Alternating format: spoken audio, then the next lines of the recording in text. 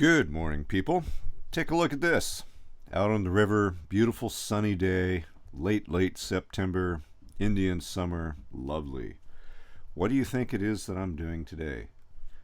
Well, I'm getting ready for the next 6 months, which is going to be cold and wet. What I want to discuss today is the fine art of living aboard a sailboat in all seasons and in a area in which significant cold weather and significant snow occurs. There are a lot of people out there that have a lot of opinions about this. Me into my 20th or 25th year or winter of living aboard boats of various types and makes. I have my own opinion about that. And I don't have any intent to dazzle you with drone footage nor pictures of my special effects in bikinis. You wouldn't like it anyway. I just want to share with you the essential facts of what's necessary to have a survivable boat that you can deal with, say, a Canadian winter with, down to sub-zero temperatures and have some kind of something that resembles quality of life. Okay, it isn't that easy, and I wouldn't want to portray it any other way. My current boat does it better than any boat that I've ever had before. Part of that's due to sinking some serious cash and cake into the systems that make that possible. Comfort costs money. Like, how comfortable do you want to be? I promise you that there aren't shortcuts, and maybe your expectations might be less. But if you want something that resembles mostly kind of something that keystones with civil society and it doesn't feel like being frozen and homeless, well, there are essential things that you need to consider to make this all happen. One of the essential things that you need to think about, and this might be helpful to you if you're just getting started, is to recognize that all boats are not created equal, and that there are boats that are built as serious all-weather, all-season cruising kinds of vessels, and there are a lot that are not.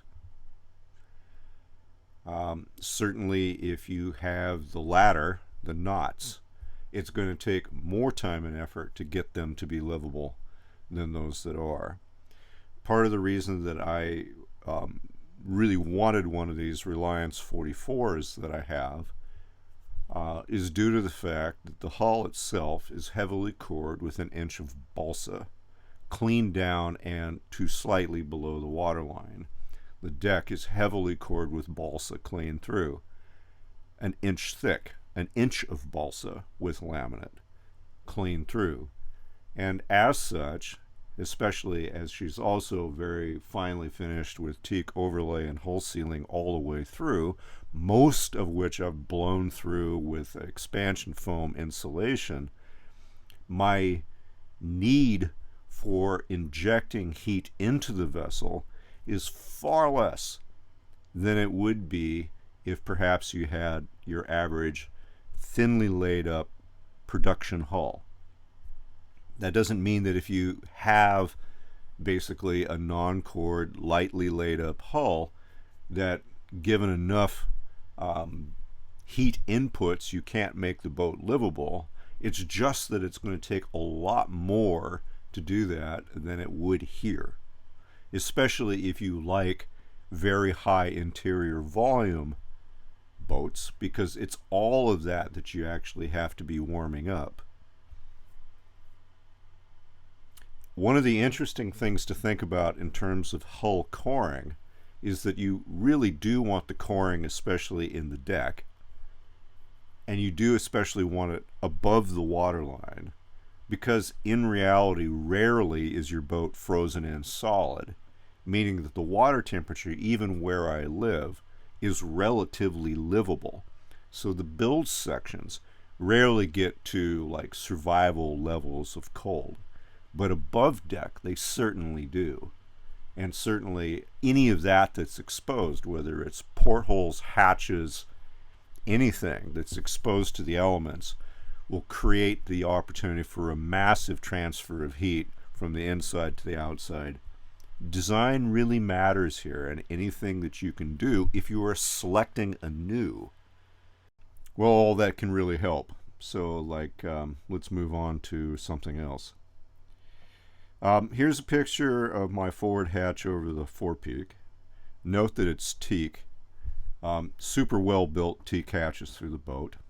As I am, again, a northern hemisphere sailor, I'm not that disturbed by the idea of a wooden hatch, because in fact a wooden hatch has a certain amount of insulative property that a modern, supposedly slick, certainly aluminum hatch does not. Okay, but even so, even though that's probably at least 8/4 teak all the way through, and it has a 1/2 inch tempered glass, the tempered glass itself can transfer a lot of cold. So underneath your hatch covers, assuming you have hatch covers, and if you don't have hatch covers, you're not even trying, make sure there's insulation. And the regular old yoga mat kind of stuff works great here. As much as you can stuff under the canvas is great. Hatches themselves can be an extremely large, lossy sort of thing, and they have a tendency to be right in the worst place, like right over your bunk. Obviously, you don't want them to leak, but the best of them, especially modern lightly built ones, especially with aluminum frames, can sweat so much that it's practically like a leak, and then that's stuff that you just have to make up for. Now, of course, modern cheaply built boats too have a tendency to omit important things like port lights, but quality port lights too have their own problems, mostly because they're heavy, and in my case bronze, and there's 16 of them. While they don't leak, again, it's a lot of opportunity to be losing a significant amount of heat through to the outside, right? During the winter months, especially once it starts to get dark, the easy solution for that, again, is to pack the hatch opening or the port light opening with a couple layers, maybe an inch or so of insulate foam. I have that stuff already made up. I just stuff them in there. It's going to be dark anyway. It's not problematic. The amount of heat loss that you can save by insulating port lights, well, I mean, it's really super valuable. Now, of course, if you've got your typical modern build, which is, cheap polycarbonate or acrylic in a cheapy little aluminum frame, you're going to have problems, because especially that kind of material is not dynamically stable due to temperature difference. So like if you're heating and cooling the boat all the time, it has a real tendency to want to work those seals apart, and generally they're large windows, and generally they leak a lot. You're going to have to come up with something, whether it's duct tape and visqueen or who knows what. I try to recommend staying away from the tarpentry here as much as possible. But part of being warm is being dry, and anything you could possibly do to make sure that deck leaks are not part of the recipe going into your winter are going to be really, really important.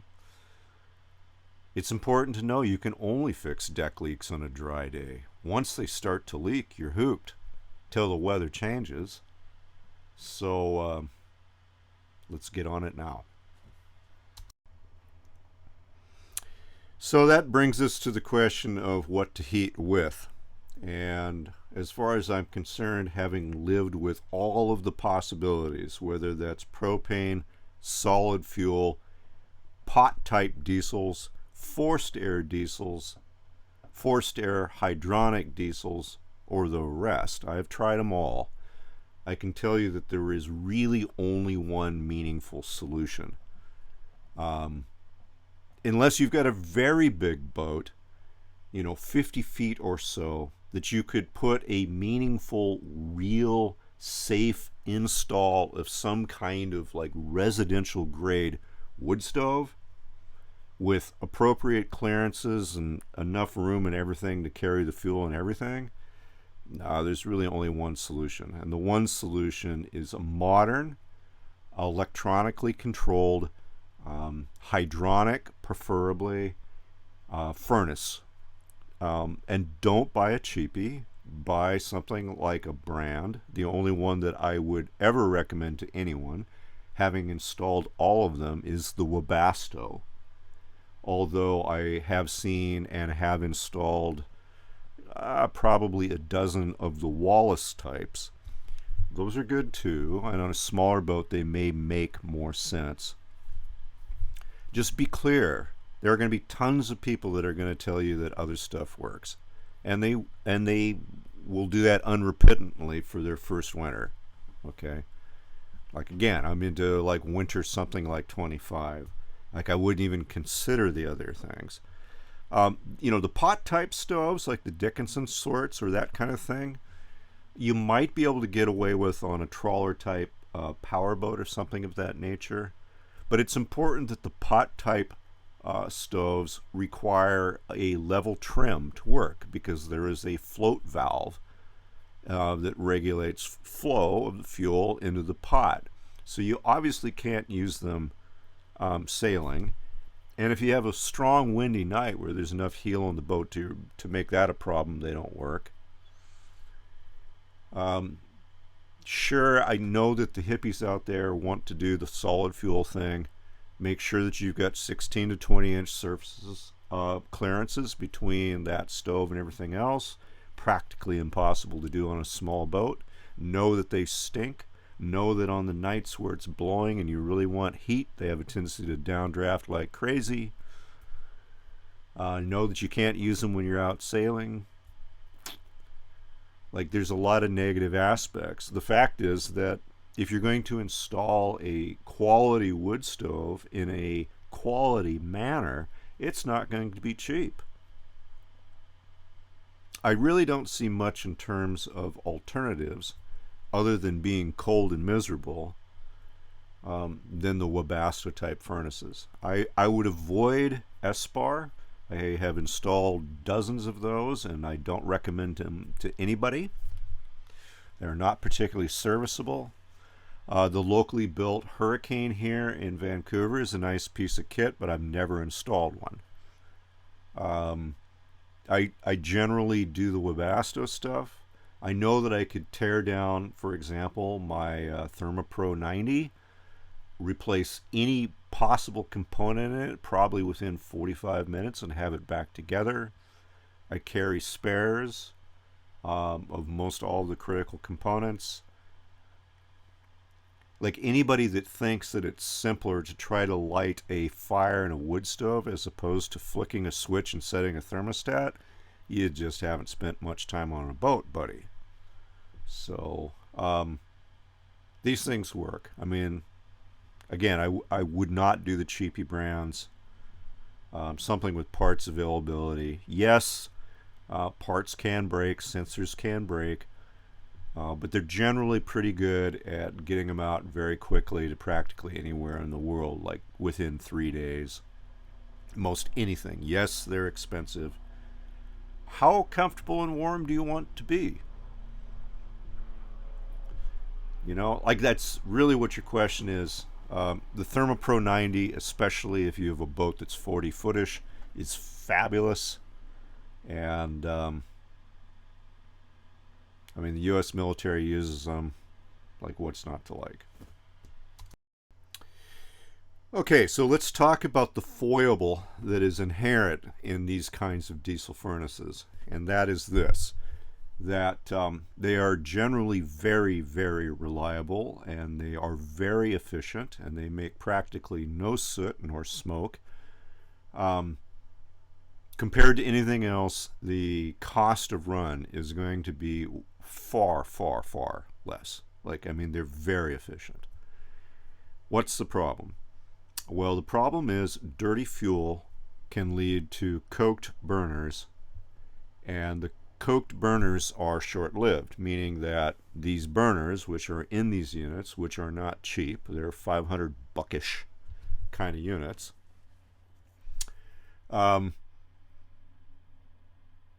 if your fuel is not clean, or you are running additives that are contrary to the function of the unit in your diesel fuel, they can plug up full of crap, start to smoke kind of intermittently. I mean, they're not just going to just fail on you, but what'll happen is you'll have hard, smoky starts, sometimes brownouts, that kind of thing, and that can be problematic, and that means that you're going to end up replacing a expensive component. How long does it take? Oh, I don't know. Again, you can service almost anything in the ThermoPro 90 inside of 45 minutes. If you've got any kind of skills at all, really, it's very, very simple.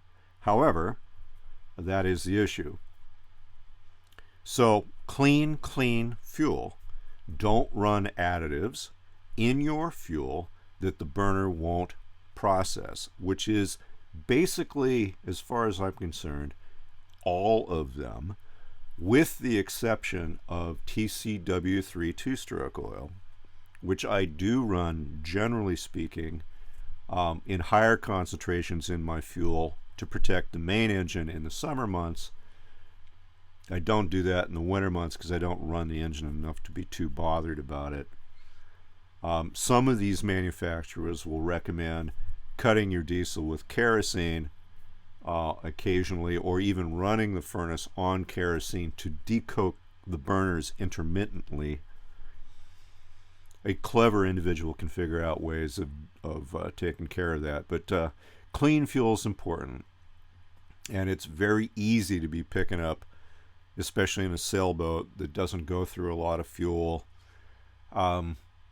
Crud, waxes, bits of algae, or who knows what, that end up burnt and caramelized in these expensive burners. So anything you can do to keep the fuel clean will go a long way of keeping your maintenance costs down. So allow me to offer up yet another system. If you are serious about the lifestyle, install a fuel scrubbing system in the boat.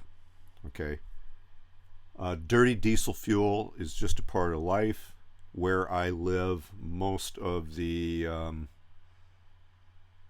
fuel docks are not particularly well maintained. I see boats coming in all the time with tons of crap in the fuel, tons of water because of leaky underground tanks or who knows what.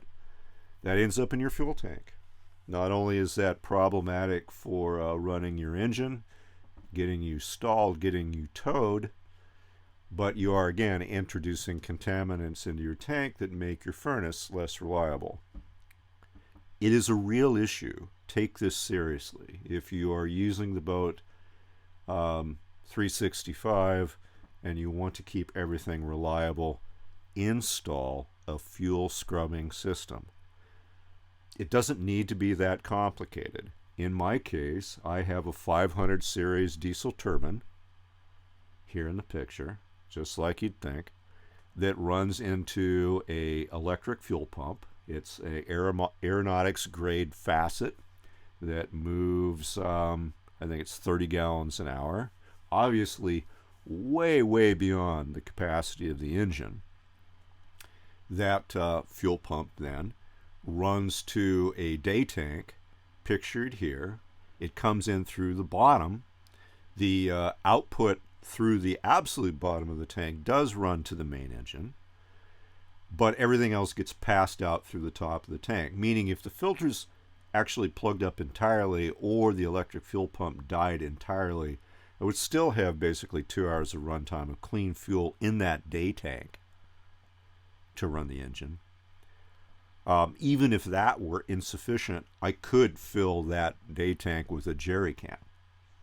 All right. But the main thing is, at any point in time in which I am running the main engine, or perhaps I just do it every other weekend at the dock, 2 hours of running the electric fuel pump filters all of the fuel in the diesel tank at least once, ensuring that I am never picking up any kind of water or crud in anything, right?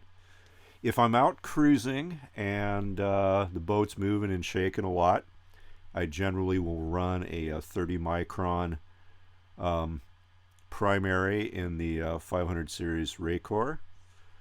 The cartridges for these are cheap as peanuts. I mean, even here in British Columbia, I think they're like $14 a piece. I pretty well change them out every time I leave the dock because I'm fussy like that. You can certainly run a 10 micron primary should you choose. Occasionally I end up with 2 microns filters just because I pull them out of other stuff and I run them just for giggles here and there.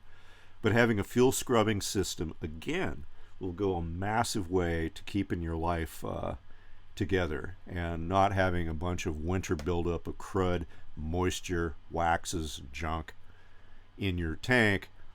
Everybody's happier. The motor will run better in the spring if you're out and going. You know that you never have a pile of water in your fuel or who knows what. Demystify your life, make it easy. Like anything that you can do to make this easier is only going to increase your comfort level and your chances of long-term success. So do it. The day tanks that I use for this are the 2.5 gallon tanks that I get from Dickinson. They are not pressure rated, but there should be no pressure in these tanks. If you look at the top there, that's simply a return to the main fuel tank through the clear polyethylene fuel rated hose. I like to have a clear hose for the return because you will know that the system is basically charged. If you were to check that like somebody who was practicing good seamanship, say once every hour or so, well, you know that every hour on the hour your fuel system is functioning as you would expect.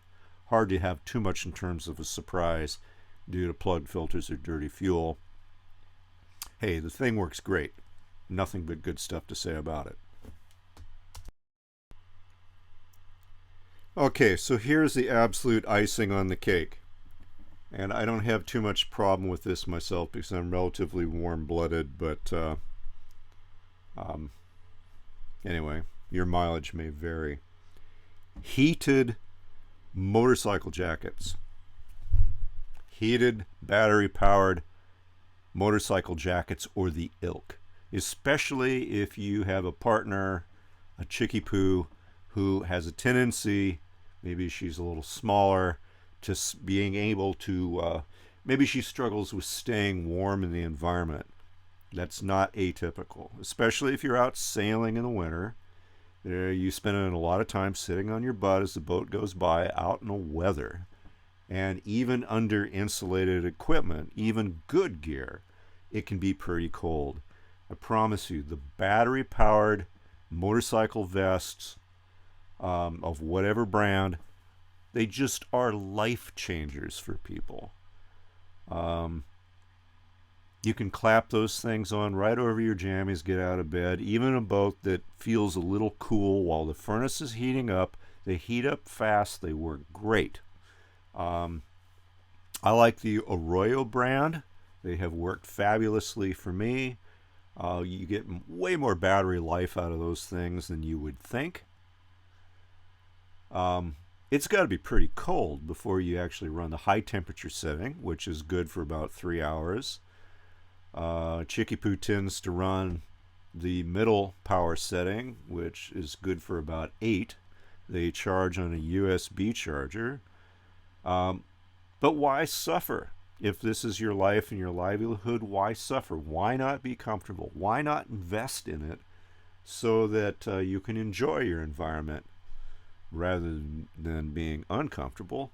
So anyway, heated apparel, battery-powered heated apparel can be a fabulous godsend for you if you are at the cusp of being cold a lot of the time. The systems work.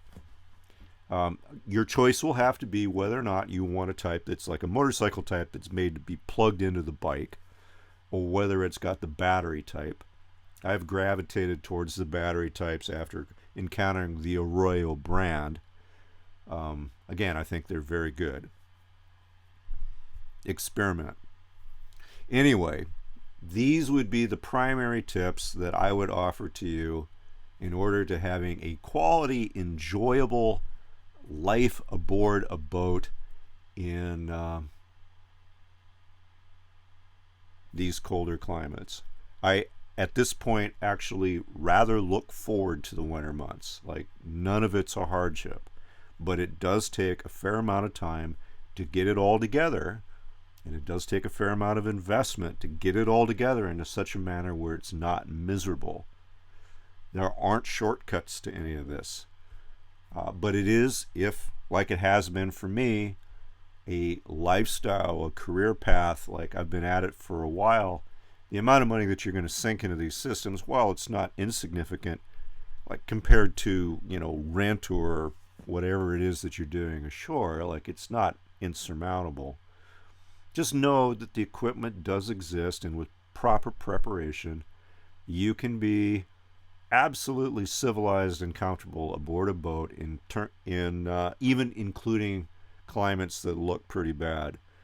But if you don't put your time and effort in, it can be a hellscape. Like, I've been there too. Not going back. Anyway, I hope that's useful. If you have any questions about the particulars, feel free to ask in the comments. Wish you all the best.